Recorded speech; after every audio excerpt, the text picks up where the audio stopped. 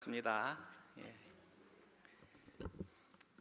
이렇게 존경하는 우리 정 목사님 교회 1년 전에 우리 입당 예배 이렇게 드리고 또 새 예배 처소에서 함께 예배 드리게 돼서 감사의 말씀을 드립니다.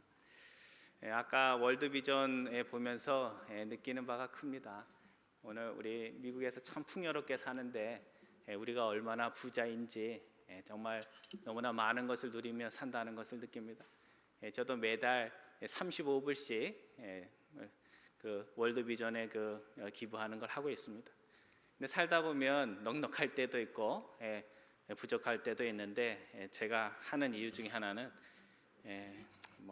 하나님을 사랑한다고 하면서 한 이웃도 섬기지 않고 살아서는 되겠나 하는 그런 마음으로 계속해서 섬기고 있습니다. 예전에 한국의 지하철 같은 곳에 보면 예수천당, 불신지옥 그렇게 하얀 티켓에다가 아주 원시적인 방법으로 전도를 하는 그런 전도가 있었습니다.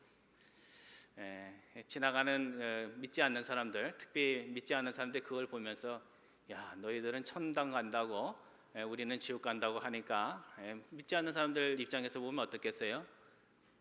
참 예수 믿는 사람들에 대해서 곱지 않은 시선으로 봤습니다. 근데 좀 말이 표현이 거칠어서 그렇지 맞는 이야기입니다. 믿으면 이 땅에서 하나님 나라를 누리고 믿지 않으면 이 땅에서도 지옥의 삶을 살고 마지막에도 천국에 가지 못하는 그런 삶을 살게 됩니다. 근데 우리 믿는 사람들이 한 가지 더 생각해야 할 것이 있습니다. 우리는 불신앙하면 누구를 생각해요?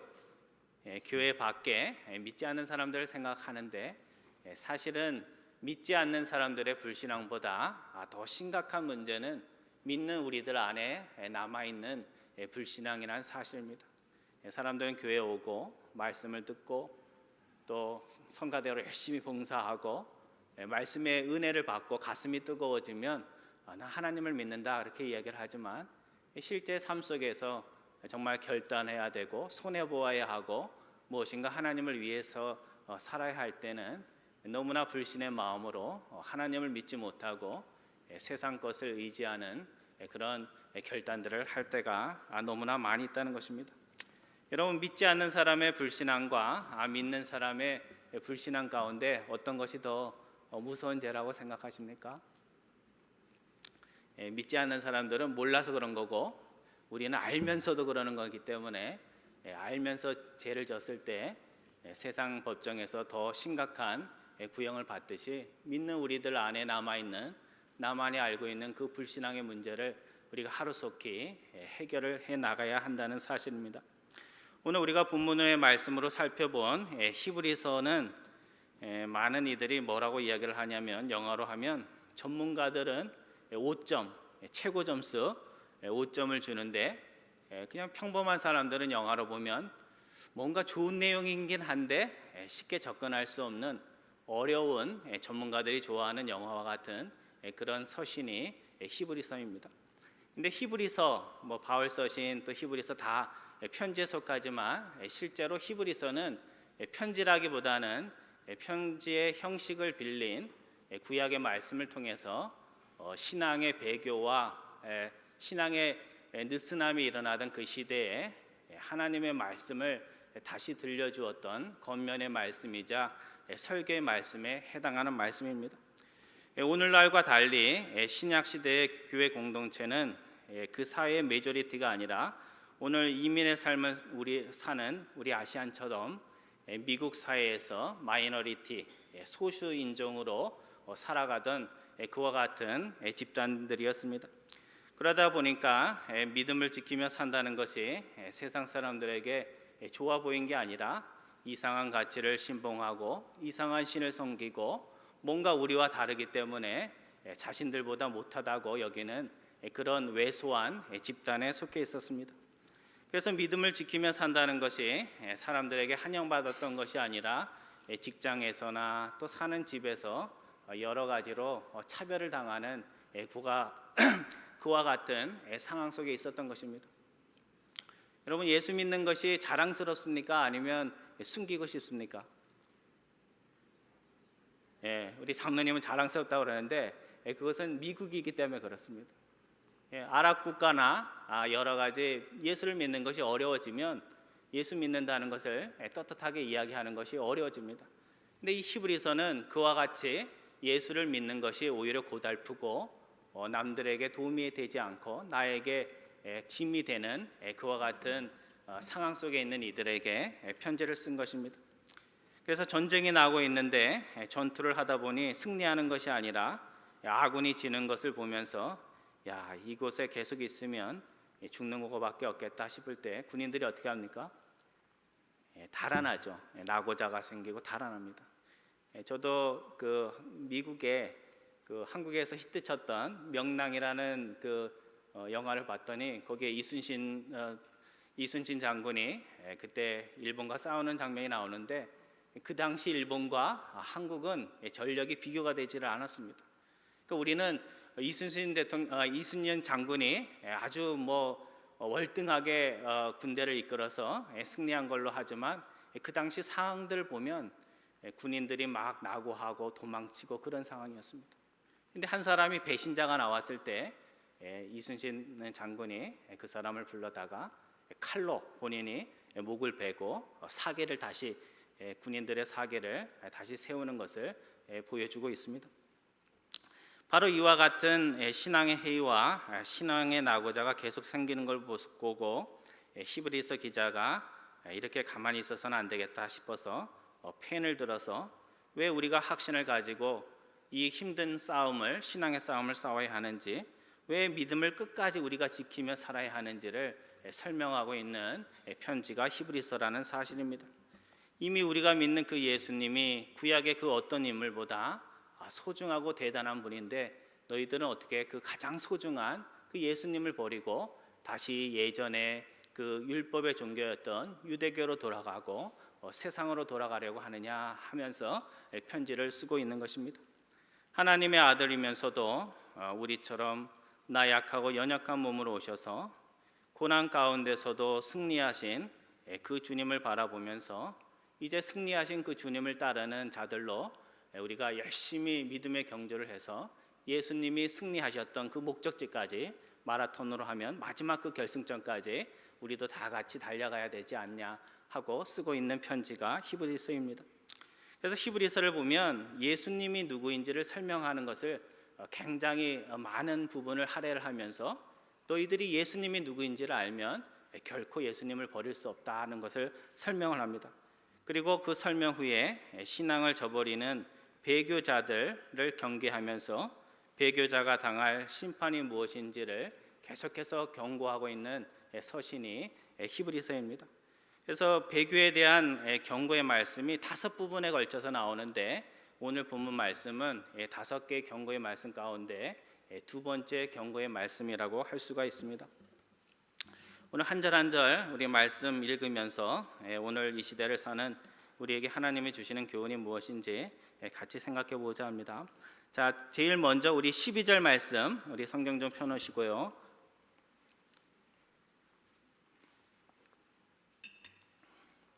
12절 말씀 형제들아 우리 다 같이 봉독합니다. 형제들아 너희는 삼가 혹 너희 중에 누가 믿지 아니하는 악한 마음을 품고 살아계신 하나님에게서 떨어질까 조심할 것이요. 오늘 본문의 가장 중요한 부분은 뭐냐면요, 하나님을 믿지 않는 불신을 가지고는 애굽에서는 나올 수 있지만 하나님의 약속으로 주시고자 하는 가나안 땅에 안식으로는 들어갈 수 없다는 겁니다. 우리가 마라톤에 참석했다는 거 굉장히 좋은 거죠, 그렇죠? 우리가 제 나라에서 나와서 구원의 삶을 시작했다는 것은 굉장히 기쁜 일입니다. 하지만 처음에 믿음의 삶도 신앙의 삶도 믿음으로 시작하지만 마지막 결승점에 가기 위해서는 뭐가 필요하다고요? 하나님을 끝까지 어떤 상황 속에서도 믿는 신앙이 필요하다는 것을 이야기하고 있습니다. 근데 오늘 히브리서 기자는 이 신앙의 경주를 혼자서 하는, 남들과 다투는, 경쟁하는 그런 경주로 이야기하고 있는 것이 아니라 서로 도와서 너희 중에 한 사람도 신앙의 경주자 중에 낙오자가 나오지 않도록 서로 신경 쓰고 기도해주고 격려해주자, 그렇게 이야기를 하고 있는 것입니다. 오늘 살아계신 하나님에게서 우리를 떨어져 나가게 하는 한 가지가 있다고 오늘 히브리서 기자는 말을 하고 있습니다. 그것은 불신앙, 하나님을 믿지 않는 선한 마음이 아니라 뭐죠? 하나님을 믿지 않는 악한 마음.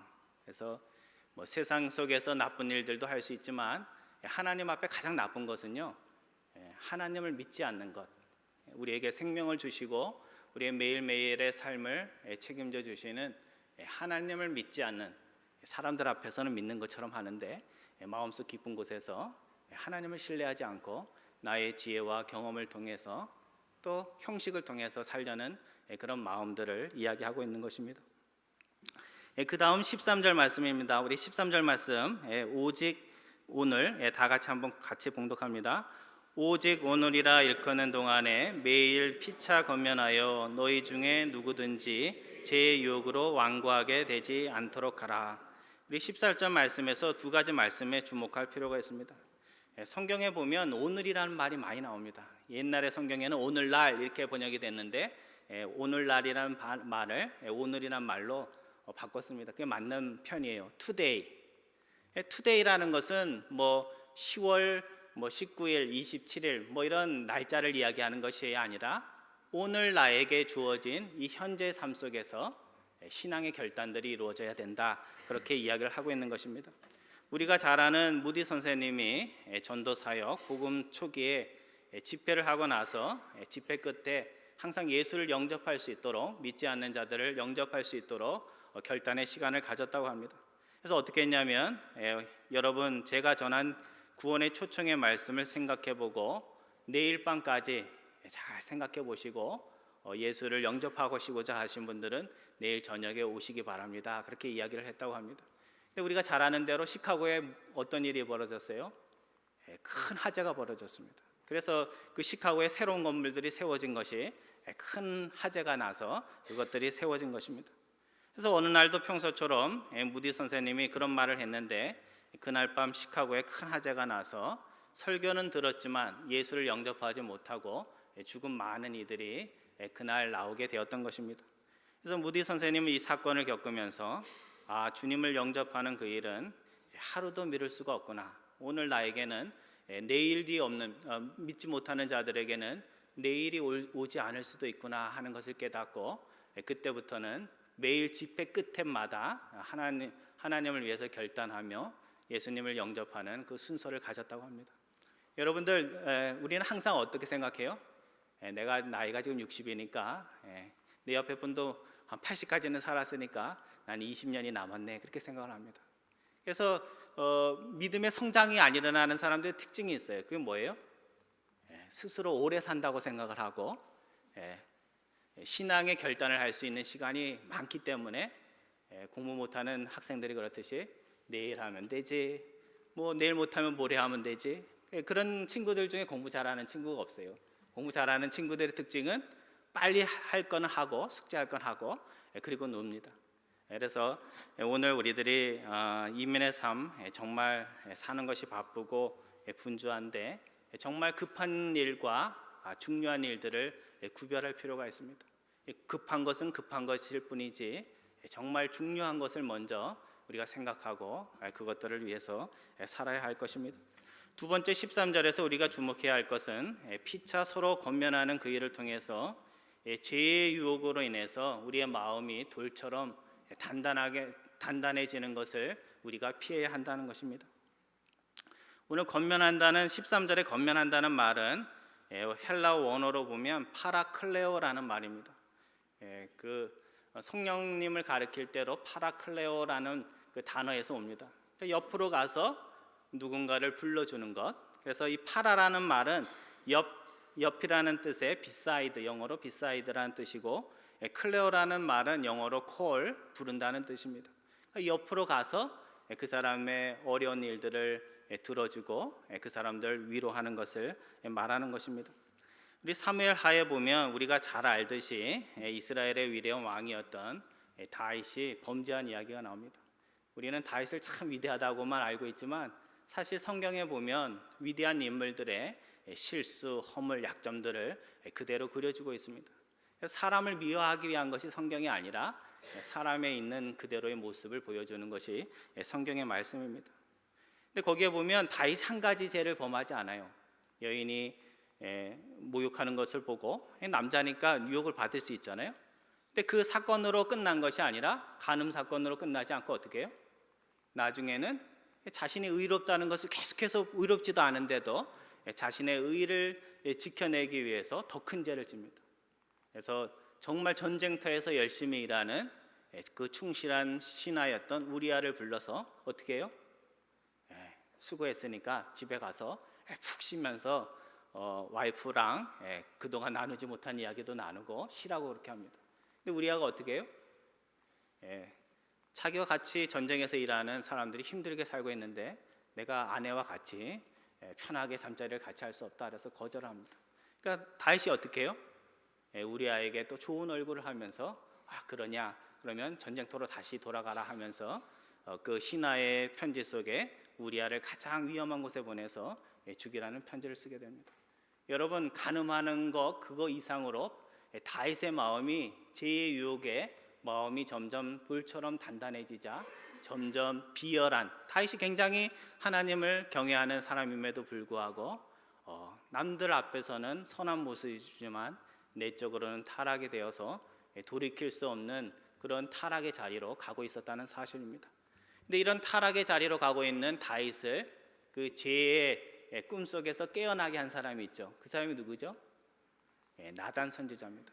여러분이 나단 선지자라면 다윗 앞에 갈 수 있어요? 목숨을 걸고 가야 됩니다. 그러니까 하나님의 선지자였던 나단 선지자가 다윗에게 가서 정말 다윗을 사랑하는 마음으로 다윗의 그 죄의 유혹으로 인해서 돌처럼 단단해진 그 마음에 하나님의 말씀을 심어 주었다는 사실입니다. 오늘 우리에게 필요한 것은 그냥 좋은 말이 아니라 목사님 존경합니다, 장로님 사랑합니다 이런 거 다 필요하죠. 그렇지만 우리가 다 실수가 있고 허물이 있기 때문에 잘못된 신앙의 길로 갈 때 그분들을 위해서 기도하고 또 필요할 때 지혜롭게 용기를 다해서 신앙의 권유로 서로 붙들어 주는 것 그것이 신앙의 공동체임을 잊지 않기를 바랍니다. 그래서 우리 스스로가 평소에 신앙의 용기를 가지고 살아갈 때 그런 신앙의 권유의 말씀들을 전할 수 있을 줄로 믿습니다. 14절 말씀 우리 다 같이 한번 다시 공독합니다. 14절입니다. 시작. 우리가 시작할 때 확신한 것을 끝까지 견고히 잡고 있으면 그리스도와 함께 참여한 자가 되리라. 뭘 시작할까요? 여기 시작할 때 확실한 것이라는 것은 우리가 처음 예수를 믿을 때 신앙생활을 시작할 때 배웠던 그 확실한 배움을 우리가 끝까지 붙들어야 된다 그렇게 이야기를 하고 있는 것입니다. 여러분 뭔가 본인이 잡고 있는 성경의 진리의 말씀이 없으면 어떻게 해요? 이단들이 와가지고 이렇게 얘기하면 그런가? 또 여기 갔다가 또 한참 듣다가 또 더 좋은 사람이 내 마음에 솔깃한 얘기를 하면 또 왼쪽으로 갔다가 그래서 자동차가 왼쪽으로 갔다 오른쪽으로 갔다 하면 어떻게 돼요? 사고 나죠, 그렇죠? 그런 것처럼 신앙이라는 것은 균형인데 균형 있는 신앙을 가지기 위해서는 확실한 것이 우리에게 있어야 됩니다. 확실히 말씀 안에서 깨달은 진리가 있어야 되고 확실한 말씀을 목사님으로부터 배웠을 때 그 배운 것에 거하는 그런 마음들이 필요하다는 것입니다. 그래서 신앙이 흔들리는 분들은 자꾸 새로운 것을 찾습니다. 하지만 성경은 새로운 것을 찾으라고 하지 않고 히브리서 2장 1절에 보면 그러므로 우리는 이미 들은 것에 더욱 유념함으로 마음을 쓰므로 우리가 흘러 떠내려가지 않도록 함이 마땅하니라 그렇게 말씀을 하고 있습니다.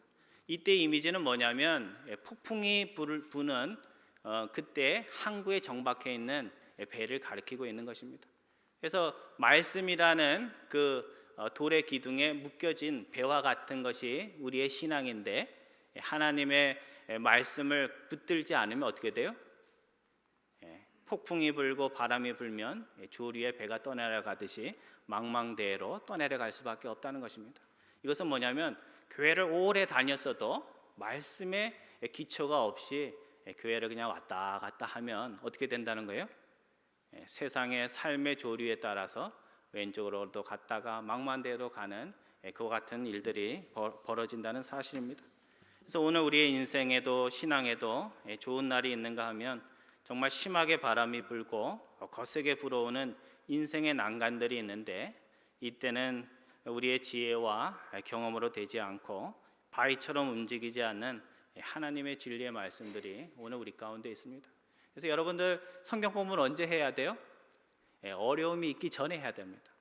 한 번에 되는 게 아니에요. 그래서 하나님 말씀에 여러분들이 잘 거하셔서 어떤 분이 어떤 이야기를 하든지 믿음 안에서 분별할 수 있는 지혜를 가지시기를 바랍니다.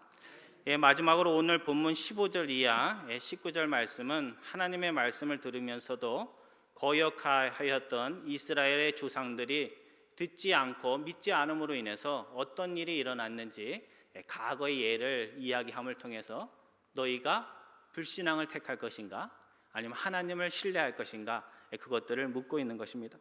15절 말씀입니다. 제가 봉독해 드립니다. 성경에 일렀으되 오늘 너희가 그의 음성을 듣거든 경노하시게 하던 것 같이 너희 마음을 완고하게 하지 말라 하였으니, 이 말씀은 시편 95편의 말씀입니다. 그래서 히브리서는 내용상으로 보면 레위기의 내용들이 많아요. 제사장, 제사 드리는 거 이런 내용이 나오지만 실제로 이렇게 보면 그 배경이 되는 말씀들은 시편의 말씀들입니다. 예수님이 누구인지에 대한 말씀, 그 다음에 불순종한 이스라엘 백성들이 어떤 결말에 이르렀는지 하는 그런 이야기를 하고 있습니다.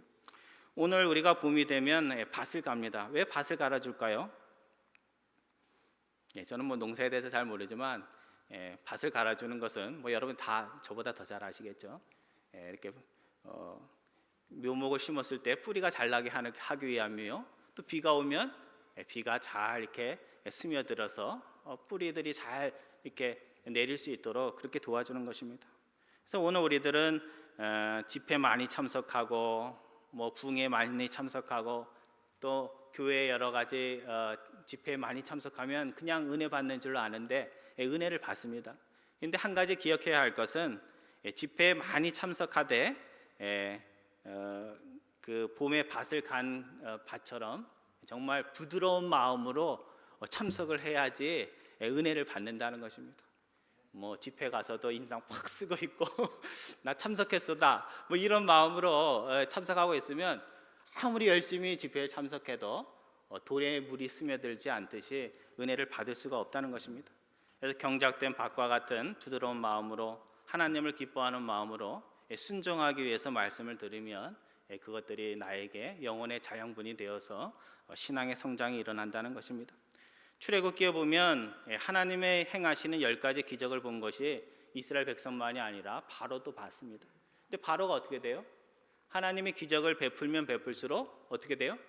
처음에는 조금 움직이는 듯 하다가 더 완고해지고 마음이 강팍해지고, 조금 더 움직이는 듯 하다가도 더 완고해져서 마지막에는 어떻게 해요? 달아나는 이스라엘 백성들 보면서 내가 왜 저들을 도망치게 내버려뒀나 해서 어떻게 합니까? 홍해 앞까지 쫓아옵니다. 아마 쫓아오지 않았으면 어떻게 됐어요? 장자는 죽었어도 바로는 죽지 않았을 것입니다. 근데 마지막에 이스라엘 백성들을 죽이겠다고 쫓아나왔다가 어떻게 됐어요? 오늘 교동문에 나와 있는 것처럼 홍해 앞바다에 돌처럼 깔아앉는 사람이 되었다는 것입니다. 이것은 바로만의 이야기가 아니라 오늘 우리의 심령이 돌처럼 무거우면 결국은 위기 때에 돌처럼 가라앉을 수밖에 없다는 것을 우리가 기억해야 합니다. 16절과 17절 말씀입니다. 우리 다 같이 한번 봉독하겠습니다. 16절과 17절 듣고 시작. 듣고 경노하던 자가 누구냐? 모세를 따라 애굽에서 나온 모든 사람이 아니냐? 또 하나님이 40년 동안 누구에게 노하셨느냐? 그들의 시체가 강야에 엎드러진 범죄한 자에게가 아니냐? 제가 교회에서 수요 모임을 하면서 로마서를 오랫동안 했습니다. 이 로마서가 목사님들한테는 참 은혜가 되는데 이 성도들에게 전할 때는 참 어려움이 많습니다. 하지만 딱딱한 그 바위를 뚫어야지 다이아몬드도 나오고 금이 나오듯이 이 로마서는 신앙의 이제 이렇게 단계가 높아지면 꼭 한번 읽고 연구하고 묵상할 필요가 있는 그런 서신입니다. 근데 로마서를 통해서 한 가지 배운 것이 있는데 그건 뭐냐면 구원이라는 것은 우리 많은 한국 분들은 죽은 후에 천국 가는 것을 구원이라고 생각을 합니다. 근데 성경은 그렇게 얘기하지를 않아요. 사도 바울을 보면 구원을 뭘로 이야기를 하냐면 죄의 왕국에 속해 있던 사람들이, 죄의 노예로 살던 이들이 이제는 죄의 종로를 타지 않고 하나님의 종이 되고 의의 종이 되는 것을 구원으로 이야기하고 있습니다. 이거는 지배에 대한 거예요. 뭐 죽은 후에 일어나는 것이 아니라 살아있을 때부터 일어나는 것이요, 죽은 후에서도 하나님의 종으로서 사는 것입니다. 그래서 바울은 뭐라고 얘기하면 죄에 죽고 의에 살고, 죄에 죽고 하나님에 대해서 살고, 이렇게 이야기를 하고 있는 것입니다. 여기에 보면 하나님의 말씀을 듣고 하나님을 하나게 한 이가 누구냐? 뭐라고 나와요? 모세를 따라 애굽에서 나온 이들이 아니냐, 이렇게 이야기를 하고 있습니다. 애굽에서 나왔다는 것은 이제 구원의 여정의 첫 발걸음을 뗐다는 이야기입니다. 여러분들 지금 교회에 있는 건 뭐예요? 예수님을 주님으로 고백한 신앙의 첫 발걸음을 여러분이 다 뛰셨습니다. 근데 어떻게 했다는 거세요? 신앙의 첫 여정을 이스라엘 백성들이 시작은 했는데 나온 후에 어떻게 했다는 거예요? 하나님을 기쁘시게 하지 않고 하나님 말씀을 듣지 않음으로 말미암아 하나님을 기쁘시게 하지 않고 어떻게 했다는 거예요? 한하게 했다. 경노하게 했다는 건 한하게 했다는 것입니다. 우리 자녀들 잘 키워놔도 부모를 기쁘게 해요? 항상? 우리 아들들은 그런데 여러분 자녀도 그렇습니까? 때로는 한하게 하죠. 그렇죠? 말씀대로 살지 않고 아버지가 가라는 얘기 잘 듣지 않아서 한하게 하는 것처럼 이스라엘 백성들이 그랬다는 것입니다. 또 하나님이 40년 동안 누구에게 노하셨느냐? 믿지 않는 자들에게 노하셨느냐? 아니라는 거죠. 그들의 시체가 강야에 엎드러진 범죄한 자에게가 아니냐, 그렇게 이야기를 하고 있습니다. 그래서 구약의 출애굽기의 이야기만 읽으면 비극의 이야기예요. 우리는 출애굽해서 참 감격스럽다 이렇게 시작하지만 출애굽 사건의 시작은 굉장히 감격스럽고 은혜스럽지만 이스라엘 백성들이 강야에서 40년 동안이나 믿음의 기회를 가지면서도 계속 불평하고 하나님을 원망함으로 말미암아 여호수아와 갈렙 외에는 어떻게 됐어요? 강야에서 다 죽고 약속의 땅이었던 가나안에 들어가지 못했다는 것입니다. 성도 여러분, 오늘 우리들이 몇 년이나 하나님을 믿었느냐가 중요하지 않습니다. 순종하는 마음으로 1년을 예수를 믿은 것이 불신의 마음을 가지고 40년 동안 예수를 믿은 것보다 낫다는 것을 우리가 기억을 해야 합니다. 그래서 우리가 나이를 자랑할 수 없듯이 신앙의 연수를 자랑할 것이 아니라 강야와 같은 우리의 현재 삶 속에서도 하나님을 노래하는 신앙을 통해서 사막과 같은 우리의 인생의 아름다운 신앙의 열매들을 꽃피울 수가 있어야 한다는 사실입니다. 우리 18절 말씀 우리 다시 한번 같이 봉독합니다. 18절, 또 하나님이, 시작. 또 하나님이 누구에게 맹세하사 그의 안식에 들어오지 못하리라 하셨느냐? 곧 순종하지 아니하던 자들에게가 아니냐. 계속해서 히브리서 기자는 믿지 않는 것과 불순종을 같은 걸로 봅니다. 하나님의 말씀이 들릴 때 귀로는 듣는데 마음으로 믿지 않는 것과 하나님 말씀을 듣고 순종하지 않아서 삶의 열매가 없는 것이 성경에는 똑같이 나옵니다. 뭐 우리 종교개혁 이후에 믿음이냐 열매냐 그거 가지고 자꾸 싸우는데요, 싸울 필요가 없습니다. 좋은 나무에 뭐가 열려요? 좋은 열매가 맺히는 것처럼 믿음과 순종은 같이 가는 겁니다. 그러니까 믿으면 순종하게 돼 있고 순종하는 자 안에 참 믿음이 있는 것입니다. 그래서 그거 같이 갈 수밖에 없는데 출애굽기 여정을 보면 우리의 신앙의 삶이 어떻게 펼쳐져야 하는지가 잘 나와 있습니다. 첫 번째 구원의 신앙의 여정은 하나님의 전적인 은혜로 우리의 공로가 아니라 애굽으로부터 나오는 것, 죄의 세상으로부터 이끌리심을 받는 겁니다. 오늘 우리들이 이미 하나님의 전적인 은혜로 이 자리에 앉아 있다는 사실입니다. 그런데 하나님께서는 이스라엘 백성들을 애굽으로부터 구원하신 후에 어디로 데리고 가십니까? 시내 산으로 이끌고 가셨어요. 시내 산에서 뭘 했죠? 모세가 시내 산에 올라가서 십계명뿐만 아니라 하나님의 백성으로 구별된 삶을 살 수 있도록 율법을 주셨습니다. 그래서 많은 분들이 신앙생활을 죄에서 구원받은 것만 생각을 하고 그 다음에는 끝이에요. 애굽에서 나온 것만 생각을 하는데 하나님은 그 상태에 머물기를 원치를 않으십니다. 시내산에 가서 뭘 받아야 돼요?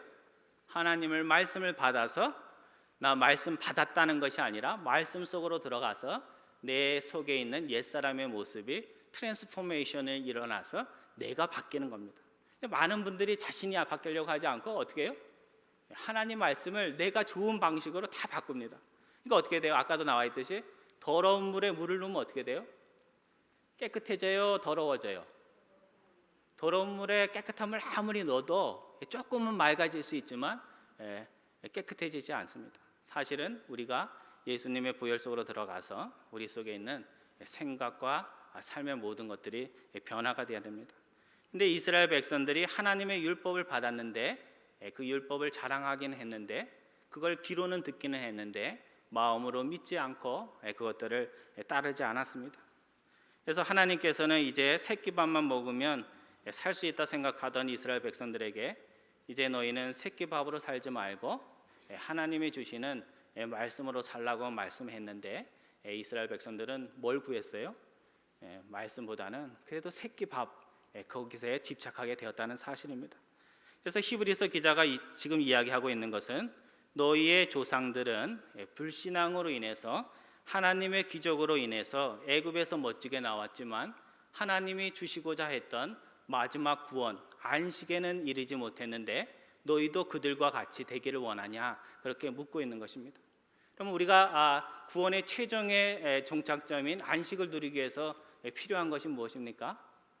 믿음으로 하나님의 전적인 은혜로 구원받은 우리들이 이제는 믿음으로 하나님을 신뢰함을 통해서 약속의 땅인 가나안에 들어가서 하나님이 주시고자 하는 그 마지막 구원의 모습 안식을 누려야 한다는 것을 히브리서 기자가 계속해서 강조하고 있는 것입니다. 제가 며칠 전에 7년 만에 한국에 잠깐 방문을 했습니다. 그래서 저희 어머니가 저를 40에 낳으셨어요. 요즘 보니까 제 후배도 저희 처제도 41의 아들을 낳았다고 하는데 40에 태어났습니다. 그래서 저희 어머니가 연세 드셔가지고 나이 드셔갖고 나와서 이렇게 좋은 아들이 태어난 겁니다.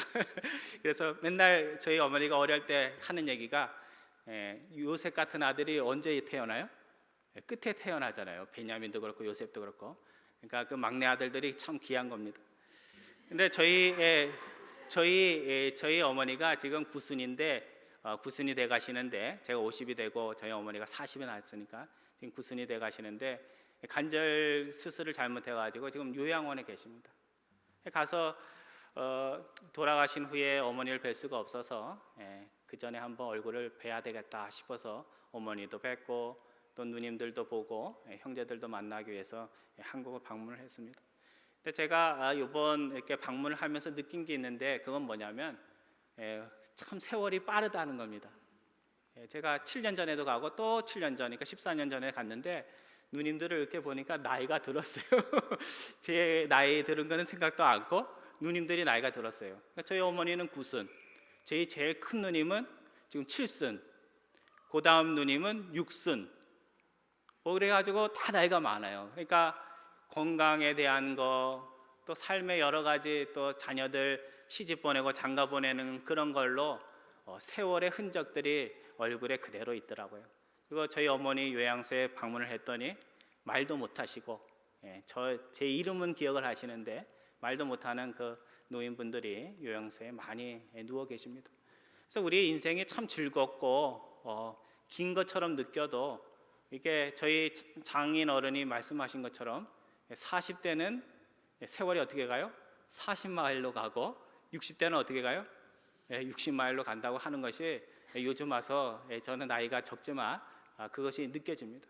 제가 이 말씀을 드리는 것은 뭐냐면 아무리 세상이 즐겁고 기뻐도 우리가 소중히 여기는 그런 것들이 천년 만년 가는 것이 아니라 지나가는 풀잎과 같이 금방 시들어 버리는 것들이라는 사실입니다. 세상 사람들은 금방 사라질 것에 목숨을 매며 그렇게 살아가고 있지만 오늘 우리가 진정으로 하나님의 백성들이라면 잠시 있다 사라지는 그런 것들이 아니라 정말 세월과 더불어 사라지지 않는 영원한 안식을 바라보며 믿음으로 오늘 우리 이 주어진 이 기회의 삶들을 살아가야 된다는 것입니다. 이 땅에 아무리 삶이 즐거워도 이 세상의 좋은 것들은 하나님 나라의 좋은 것에 비교를 하면 그림자와 같습니다. 그림자가 아무리 멋있어도 흑백일 수밖에 없잖아요. 그렇듯이 이 땅에 누리는 모든 것들은 하나님이 주실 것들에 비하면 아무것도 아닙니다. 건강도 자녀의 복도 내가 아끼는 세상의 좋은 것도 시간과 더불어 시들어갑니다. 하지만 하나님이 약속하신 안식, 구원의 좋은 것들은 이 땅에 의지하는 것이 사라지는 그 순간까지도 더욱 빛을 발하게 된다는 사실입니다. 한순간의 좋은 것을 위해서 영적 선물을 버렸던 어리석은 에서와 같은 자들, 그래서 나중에 내가 왜 세상 것에만 매이고 하나님 것을 잡지 않았나 후회하는 분들이 아니라 하나님 나라의 가장 좋은 것들을 바라보면서 오늘의 이 시간을 믿음으로 살고 끝까지 진리의 말씀을 붙드시는 정말 귀한 하나님의 백성들 다 되시기를 주님의 이름으로 축원드립니다. 기도하겠습니다. 사랑의 하나님, 불신자의 마음에만 불신앙이 있는 것이 아니라 믿는 저희들의 마음속에도 하나님의 말씀보다, 진리의 말씀보다 세상의 것들을 더 의지하는 악한 마음이 있음을 고백을 드립니다. 믿음의 마음이 없어서 결국 애굽에서 나왔지만 약속의 땅에 들어가 하나님이 주시고자 했던 더 좋은 것을 누리지 못한 이스라엘의 잘못된 전철을 저희들이 따라가지 않도록 인도하여 주옵소서. 오늘 히브리서의 말씀을 통해서 정말 믿음을 가지고 오늘을 살고 진리의 말씀을 붙들어서 예수님이 가셨던 그 구원의 마지막 그 자리까지 믿음으로 걸어갈 수 있는 저희들 다 될 수 있도록 인도하여 주옵소서. 감사드리오며 예수님의 이름으로 기도드리옵나이다. 아멘.